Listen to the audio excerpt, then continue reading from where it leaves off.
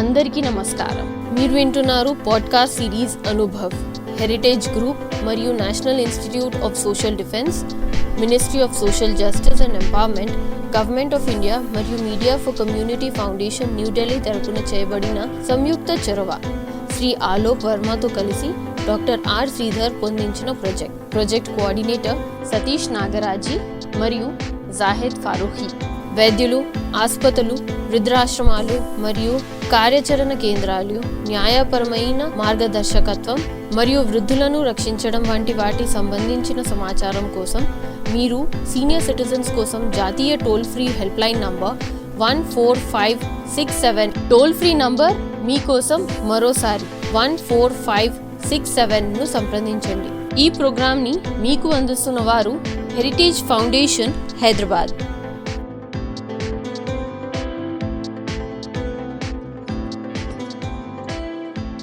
అందరికీ నమస్కారం. శోభా గురజాడ గారికి నమస్కారం. నా పేరు రాజీ రఘునాథన్. నేను తెలుగు, తమిళ భాషల మధ్య అనువాదం చేస్తూ ఉంటాను. ఈ రెండు భాషల్లోనూ సొంతంగా రాస్తూ ఉంటాను కూడా. వీటిల్లో తెలుగు నుండి తమిళ భాషలోకి అనువదించటం నాకు చాలా ఇష్టమైన ప్రక్రియ. నా మాతృభాష తమిళ్. నా సొంత ఊరు తమిళనాడులోని నాగపట్టినం దగ్గర ఉన్న కీழ்వేళూర్. నా పెళ్లి తర్వాత హైదరాబాద్ వచ్చాను. ఇక్కడికి వచ్చి 40 సంవత్సరాలకు పైగా అవుతుంది. నాకు పెళ్లి చూపులప్పుడే మా వారు 30 రోజుల్లో తెలుగు భాష అనే పుస్తకాన్ని బహుకరించారు.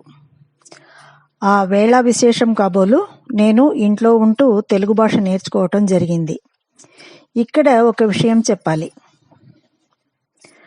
నాకు 1975లో వివాహమైంది.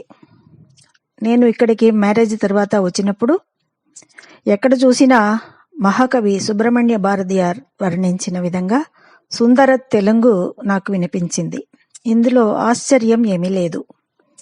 పెళ్లి చూపులకు పెళ్లికి మధ్య ఉండిన ఒక్క నెల రోజుల వ్యవధిలో 30 రోజుల్లో తెలుగు భాష అనే పుస్తకాన్ని పూర్తిగా చదివేశాను. అప్పుడే నేను PUC పాస్ అయి ఉన్నాను.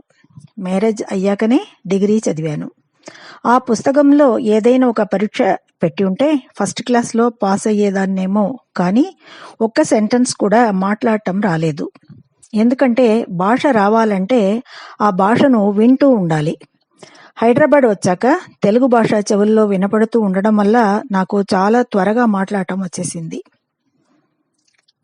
మొదట్లోనూ సరే, ఇప్పుడు కూడా తెలుగు భాషకు తమిళ భాషకు మధ్యలో ఉన్న సిమిలారిటీస్ని ఎప్పుడూ నా మనసు కనుక్కుంటూనే ఉంటుంది. ఇది నాకు చాలా ఆశ్చర్యాన్ని ఇస్తుంది. ఒకే పదం రెండు భాషల్లోనూ ఉంటుంది, కానీ వేరువేరు అర్థాన్ని ఇస్తుందన్నమాట. ఉదాహరణకు ఓడిపోయాడు అంటే తమిళంలో పరిగెత్తుకెళ్ళాడు అని అర్థంలో వాడతాము. అదే మాట తెలుగులో విఫలమయ్యాడు అనే మీనింగ్ని ఇస్తుంది. ఈ విధంగానే ఇరుగు పొరుగు వారు మాట వరుసలో ఏదైనా సామెతలను చెప్పారంటే దానికి సరిపడే తమిళ సామెతలను నా మనసు వెతుకుతూ ఉంటుంది. దాన్ని కనిపెట్టంగానే నాకు చాలా ఆనందం అనిపిస్తుంది. ఇలాంటి పదాల ఆట నాకు భాషలో పట్టును ఏర్పరిచింది. మొదట్లో తెలుగు సామెతల స్థానంలో దానికి ఈక్వల్గా ఉన్న తమిళ సామెతలను చేర్చి అనువాదం చేసేదాన్ని. తర్వాత తెలుగు సామెతలను అలాగే తమిళంలో అనువదిస్తే కొత్త సామెతలు, పదబంధాలు తమిళ భాషకు లభిస్తాయి అని అనిపించి అలా చేస్తున్నాను. ఇది నాకు కొత్తగాను ఉత్సాహంగాను ఉంటుంది. పాఠకులకు ఆసక్తిని ఇస్తుంది. మనం ఏదైనా సాధించాలంటే దాన్ని ప్రేమించాలి అని అంటారు కదా. నాకు తెలుగు భాష మీద ఉన్న ప్రేమ వల్ల ఆ భాష యొక్క దేవత నన్ను ఆశీర్వదించి నాకు తెలుగు భాష జ్ఞానాన్ని అనుగ్రహించింది అని నమ్ముతున్నానండి. మేము హైదరాబాద్లోనే డాక్టర్ AS రావు నగర్లో ఇల్లు కట్టుకుని స్థిరపడ్డాము. ఈ ఊరు, ఇక్కడి ప్రజలు, నా ఫ్రెండ్స్, ఈ నేల, ఈ భూమి, ఈ నీరు మమ్ము అన్ని విధాలా హ్యాపీగా ఉంచుతున్నదండి. అలాంటప్పుడు మనం కూడా ఈ నేలకు ఏదో విధంగా నా వంతు చిన్న కృతజ్ఞత చూపించాలి అన్న ఉద్దేశంతో ఇంట్లోనే ఉంటూ తెలుగు భాష నేర్చుకుని తెలుగులో ఆధ్యాత్మిక పుస్తకాలను చదవటం మొదలుపెట్టాను. నేను ఇదివరకే తమిళ్లో షార్ట్ స్టోరీస్ రాసి ఉన్నాను.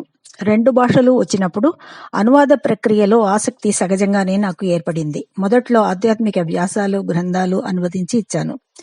టీవీ వచ్చిన కొత్తలో తెలుగు వర్ణమాల నేర్పించే పిల్లల ప్రోగ్రాంలు వచ్చేవి. నేను దాని ముందు తప్పకుండా కూర్చునేదాన్ని. స్కూల్లో మా అబ్బాయిలు ఇరువురు థర్డ్ లాంగ్వేజ్గా తెలుగును చదివినందువల్ల ఆ 2 సంవత్సరాలు వాళ్లకు నేర్పిస్తూ నా భాష కూడా పదునుగా మారింది. ఆధ్యాత్మిక పుస్తకాలు కొని చదవటము, వాటిని రాసి చూడటము, ఈ విధంగా తెలుగు భాషను నేర్చుకున్నాను. ఏదైనా సందేహం వస్తే నాకు ప్రేమతో కరెక్ట్ చేసే మంచి ఫ్రెండ్స్ ఉండటం నా అదృష్టం. వారు నా ఉత్సాహాన్ని చూసి ఆశ్చర్యపోతారు. అందువల్ల నాకు ట్రాన్స్లేషన్ చేయడంలో ఇబ్బంది ఏది ఉండేది కాదు. కాకపోతే ఒక చిన్న శ్రమ ఏమిటంటే తెలుగు భాష కూడా బాగా అలవాటు అయినందువల్ల ఒక్కోసారి తెలుగు పదాలే తమిళంలాగా నాకు అనిపించేస్తాయి. ఇతర ట్రాన్స్లేటర్స్ కూడా ఇలాంటి అనుభవం ఏర్పడి ఉంటుంది అని నేను భావిస్తున్నాను. నేను మొదట్లో చిన్న చిన్న పుస్తకాలు అడిగిన వారికి వ్యాసాలు ఇట్లా అనువదించి ఇచ్చేదాన్ని. కానీ మొట్టమొదటిసారిగా నా అనువాదం పత్రికలో వచ్చింది ఎప్పుడంటే చెన్నై శ్రీ రామకృష్ణ మఠం వారి మాసపత్రిక శ్రీ రామకృష్ణ విజయంలో బ్రహ్మశ్రీ సామవేదం షణ్ముఖ శర్మ గారి ఆధ్యాత్మిక వ్యాసాల అనువాదం. ఆ తర్వాత శ్రీ సామవేదం షణ్ముఖ శర్మ గారి ఏషధర్మ సనాతనగా అనే గ్రంథాన్ని తమిళంలోకి వారి ఆజ్ఞానుసారం ఇది నమ్ సనాతన ధర్మం అనే పేరిట అనువదించి ఇచ్చాను. ఋషిపీఠం పబ్లికేషన్స్ 2016లో ప్రచురించింది. 670 పేజీలకు పైగా ఉన్న ఈ పుస్తకం అందరి ప్రశంసలు అందుకుంది. ఈ అనువాదం కోసం నాకు తిరుపూర్ శక్తి అవార్డు లభించింది. అలాగే ఋషివాక్యం అనే శీర్షిక కింద 108 రోజులు డైలీ దినసరి న్యూస్ పోర్టల్ అనే అంతర్జాల పత్రికలో సామవేదం షణ్ముఖ శర్మ గారి ఉపన్యాసం నుంచి తమిళంలో అనువదించి ఇచ్చాను, ప్రచురించబడింది. ఇలాగే ఋషిపీఠం మ్యాగజైన్లో నుంచి డైలీ ఒక వేదవాక్యం అనే పేరిట నేను అనువదించిన వ్యాసాలు 108 రోజులు దినసరి పత్రికలో శ్రీరామ్ గారు ప్రచురించారు. మధురమురళి తెలుగు మాస పత్రిక కోసం ఒక 10 years శ్రీ శ్రీ మురళీధర స్వామి వారి ఉపన్యాసాలను తమిళ నుంచి తెలుగులోకి అనువదించి ఇచ్చాను. తిరువంబావి మరియు తిరుపల్లి ఏడ్చి మాణిక వాచకులు తమిళ భాషలో రచించినది. తెలుగులో దీనిని అనువదించి ఇచ్చాను. ఋషిపీఠం ప్రచురణ 2013లో ప్రచురించింది. పాల్ టంబ్లర్ అనే పేరిట 2020లో నేను తమిళంలోకి అనువదించిన తెలుగు కథలను పుస్తకంగా పబ్లిష్ చేశాను. ఇందులో మన సమకాలీన తెలుగు విమెన్ రైటర్స్ 7 యొక్క 21 షార్ట్ స్టోరీస్ను పొందుపరిచాను. వారు ఒక్కొక్కరి గురించి అందులో ఇంట్రొడక్షన్ కూడా ఇచ్చాను. వారి ప్రేమకు సహకారానికి నా ధన్యవాదములు. నేను తమిళ్లో ఎక్కువగా రాస్తున్నాను. కథలు, వ్యాసాలు, అనువాద కథలు నావి లీడింగ్ మ్యాగజైన్స్, తమిళ మ్యాగజైన్స్లో పబ్లిష్ అవుతున్నాయి. డాక్టర్ ముక్తేవి భారతి గారి మేడం కథలను తమిళంలో అనువదించి ఇచ్చాను. 2018లో కువికం పబ్లికేషన్స్ ద్వారా పబ్లిష్ అయింది. నా అనువాదం ఎలా జరుగుతుందంటే ఒరిజినల్ రైటర్స్ రాసిన ఏ ఒక్క అంశాన్ని కూడా వదలకుండా వాటిని అలాగే గ్రహించి ఆ టోన్ని అలాగే తమిళ ట్రాన్స్లేషన్లో తీసుకురావడానికే ప్రయత్నిస్తాను. ఇలా చేస్తేనే నాకు తృప్తిగా ఉంటుంది. ఒరిజినల్ రైటర్స్ తమిళ్లో రాస్తే ఎలా ఉంటుందో అలాగే ఉంది, ట్రాన్స్లేషన్ లాగా అస్సలు కనిపించలేదు అని పాఠకులే కాదు ప్రచురించే పత్రిక ఎడిటర్స్ కూడా చెప్పి అభినందిస్తూ ఉంటారు. వారి ప్రోత్సాహానికి నా ధన్యవాదాలను తెలుపుకుంటున్నాను. కానీ ఇంత చెప్పిన తర్వాత ఒక ఇంపార్టెంట్ విషయం కూడా చెప్పక తప్పలేదు. అనువాద ప్రక్రియ అవసరం అనే మాటకు తిరుగులేదండి. అందరూ అంగీకరిస్తారు. కానీ ట్రాన్స్లేటర్స్ని ఎవరూ పట్టించుకోరు. అనువాద కథలను ప్రచురించే మ్యాగజైన్స్ చాలా తక్కువే. ఒరిజినల్ రైటర్స్ కూడా ట్రాన్స్లేషన్ని ఫ్రీగా చేయాలని ఆశపడుతూ ఉంటారు. తరచూ 2-3 షార్ట్ స్టోరీ కలెక్షన్స్, నవలలు పంపించి ఫ్రీగా అనువాదం చేసి పత్రికలో పబ్లిష్ అయ్యేటట్టు చూడండి అని కోరటం జరుగుతుంటుంది. ఇది చాలా బాధాకరంగా ఉంటుంది. ఈ పరిస్థితి మారాలి. ట్రాన్స్లేటర్స్ని గౌరవించాలి, వారి కృషిని గుర్తించాలి, వారిని సెకండ్ గ్రేడ్ రైటర్స్గా చూడకూడదు అన్నది నా వినమ్రమైన విన్నపం. ఇన్నింటి మధ్య ఆసక్తితోటి 2 భాషల్లోనూ సాహిత్య ప్రక్రియను కొనసాగించడానికి అనుగ్రహిస్తున్న సరస్వతీదేవికి సర్వదా శిరసా నమస్కరిస్తున్నాను. ఏ ఒక బహుమానాన్ని, సన్మానాన్ని ఎదురు చూడకుండా ఇంట్లో ఉంటూ రాయడం అన్నది భాషా దేవతల అనుగ్రహం లేనిదే సాధ్యమయ్యేది కాదు. నేను ఎక్కువగా ఏమీ రాయలేదు. ఆకాశమే ఎల్లగా ఇంకా చేయాల్సినవి చాలా ఉన్నాయి.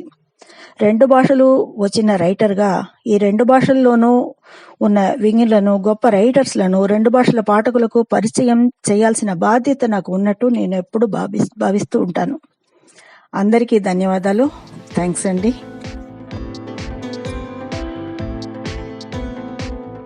మీరు విన్నారు podcast series Anubhav, heritage group మరియు national institute of social defence, ministry of social justice and empowerment, government of India మరియు media for community foundation New Delhi తరపున చేయబడిన సంయుక్త చొరవ. శ్రీ ఆలోక్ వర్మతో కలిసి డాక్టర్ ఆర్ శ్రీధర్ పొందించిన ప్రాజెక్ట్ కోఆర్డినేటర్ సతీష్ నాగరాజీ మరియు జాహిద్ ఫారూఖీ. వైద్యులు, ఆసుపత్రులు, వృద్ధాశ్రమాలు మరియు కార్యాచరణ కేంద్రాలు న్యాయపరమైన మార్గదర్శకత్వం మరియు వృద్ధులను రక్షించడం వంటి వాటి సంబంధించిన సమాచారం కోసం మీరు సీనియర్ సిటిజన్స్ కోసం జాతీయ toll free help line number 14567 toll free number మీకోసం మరోసారి 14567ను సంప్రదించండి. ఈ ప్రోగ్రామ్ని మీకు అందిస్తున్న వారు హెరిటేజ్ ఫౌండేషన్, హైదరాబాద్.